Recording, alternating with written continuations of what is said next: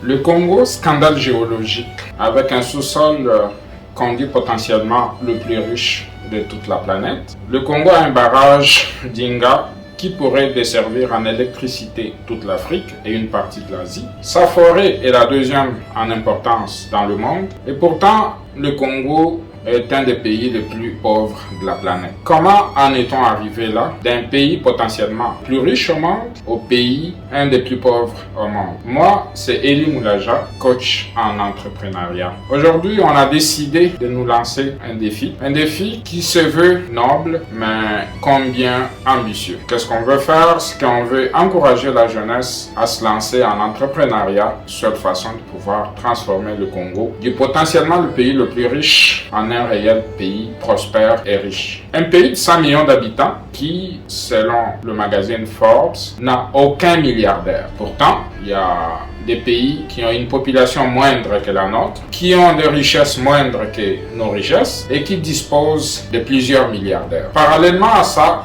on trouve qu'au Congo, les gens les plus riches ne sont pas d'origine congolaise. Toujours selon le magazine Forbes, la première fortune congolaise, c'est la famille Raoni, qui sont des Indiens propriétaires de la Raobank et de Beltexco. La deuxième famille la plus riche, c'est Malta Forest, un sujet belge devenu congolais, ce qui n'est pas mauvais du tout. Après eux, le Congolais le plus riche sur cette liste ne pèse qu'à peine une centaine de millions de dollars. Si on veut que le Congo devienne riche et prospère, je pense que le seul moyen est que les Congolais s'approprient leur propre pays et qu'ils se lancent en masse dans l'entrepreneuriat, seule façon de pouvoir transformer le Congo.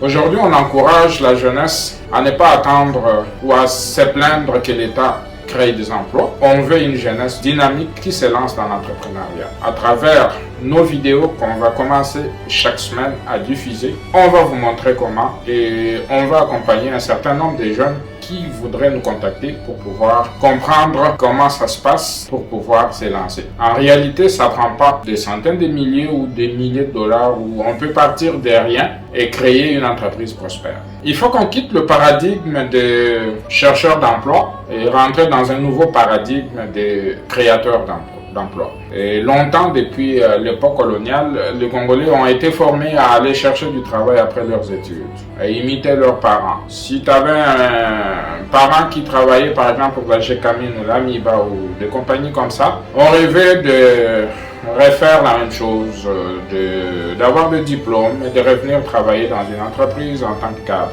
Malheureusement, on ne nous a pas enseigné à nous lancer dans l'entrepreneuriat et à créer la richesse. Conséquence, aujourd'hui, le Congo est le pays le plus pauvre, à mon avis, compte tenu de son potentiel. Donc, on se doit de changer cet état de choses avec toute la jeunesse congolaise. Je vous invite à suivre nos vidéos sur notre chaîne, la chaîne YouTube qui serait bientôt lancée, Coach Moulaja, ou sur Facebook et les autres plateformes numériques. Nous lançons le défi de transformer le Congo et avec vous.